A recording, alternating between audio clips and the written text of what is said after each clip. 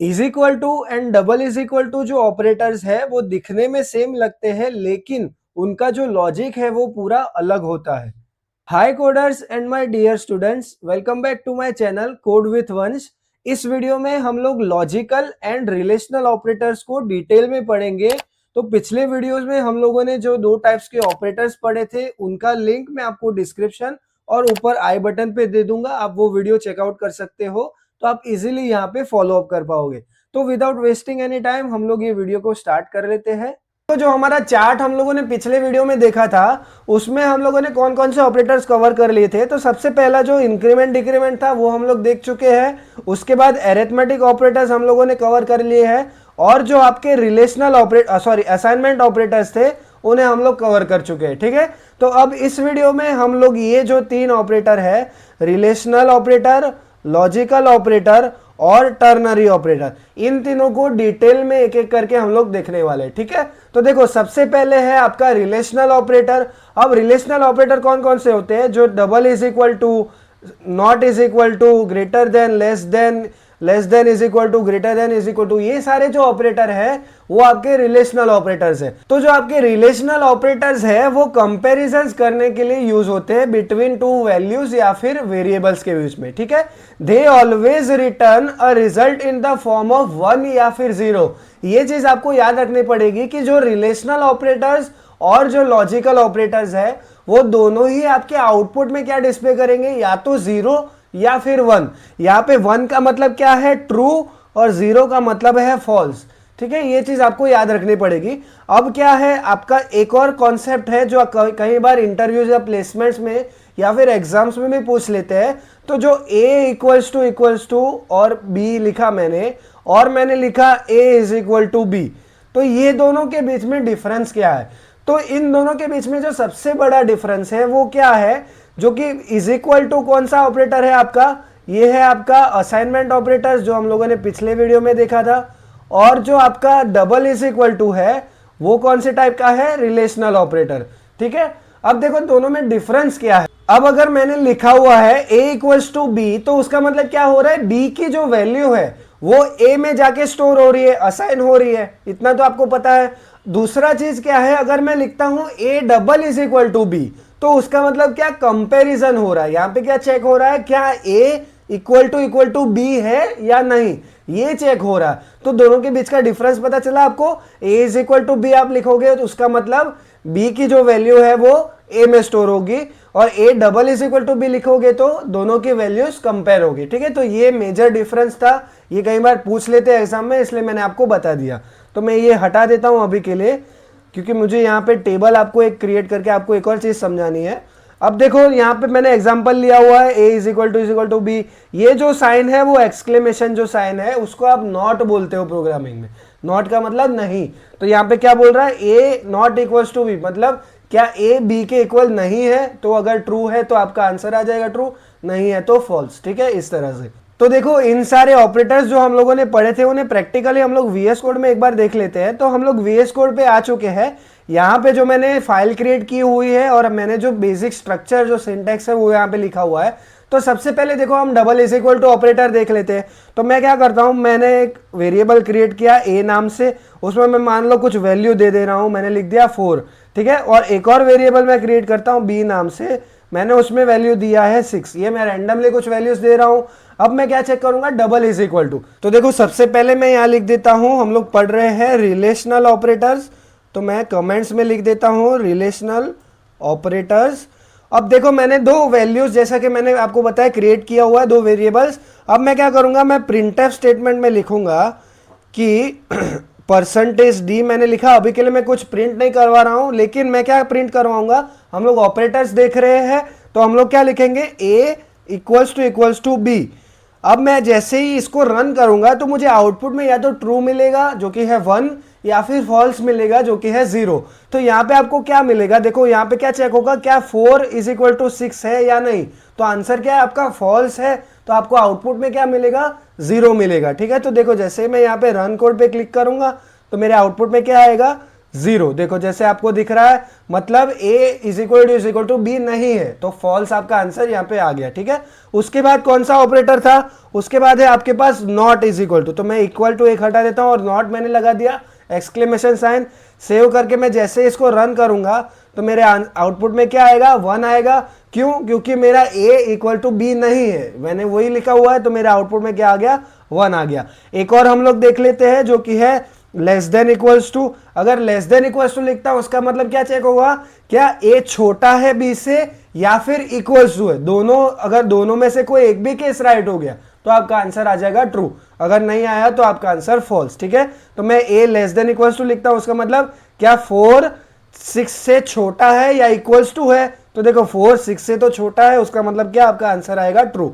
देखो मैं जैसे ही रन कोड पे क्लिक करूंगा तो मेरे आउटपुट में क्या डिस्प्ले होगा, कंपाइलेशन हो रहा है और आउटपुट में देखो मुझे 1 मिल रहा है। क्यों, क्योंकि a लेस देन b है, इसलिए मेरा आंसर ट्रू है, तो मुझे मिल गया 1।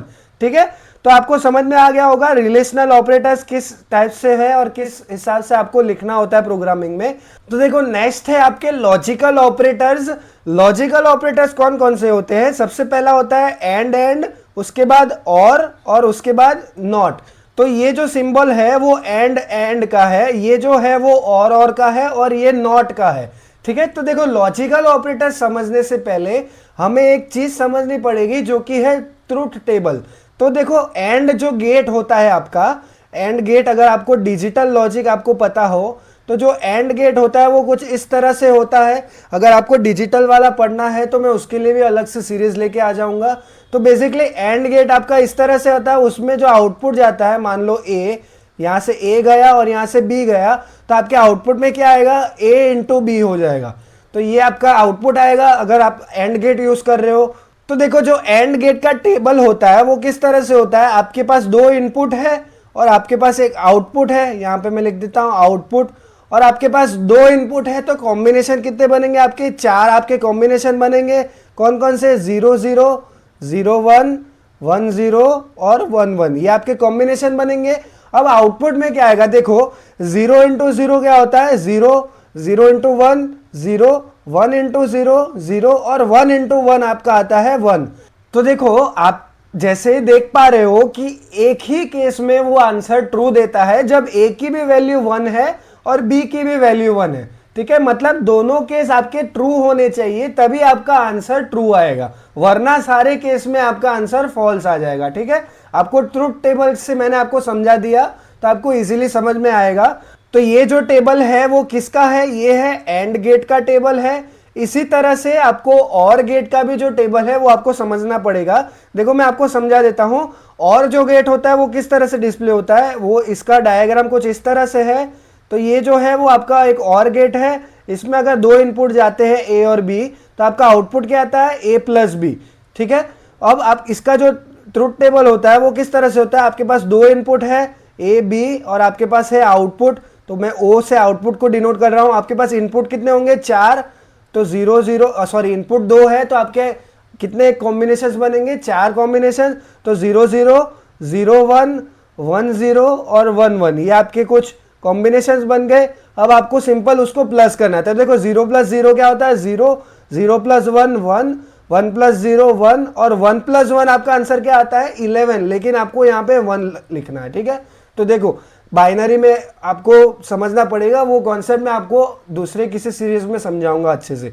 तो देखो यहाँ पे क्या हो रहा है, आपका जो आंसर है वो 1 कितने में आ रहा है, जब भी आपका एक दोनों में से एक भी 1 है, ट्रू है, या फिर दोनों 1 है, तो भी आपका आंसर जो है वो 1 आ जा रहा है। ठीक है, एंड में क्या था, अगर आपके दोनों ट्रू है तो ही आपका आंसर ट्रू आएगा, और में क्या है, या तो दोनों में से कोई एक या फिर दोनों, तो भी आपका आंसर आ जाएगा ट्रू। ठीक है, तो एंड और आपको समझ में आया, कुछ इस तरह से है। अब हम लोग इसको एक बार प्रैक्टिकली भी वीएस कोड में देख लेते हैं। ठीक है, तो देखो जो हम लोगों ने पिछले रिलेशनल ऑपरेटर्स देखे थे उसे मैं एक बार के लिए हटा देता हूं, मैं यहाँ पे लॉजिकल ऑपरेटर्स लिख देता हूं।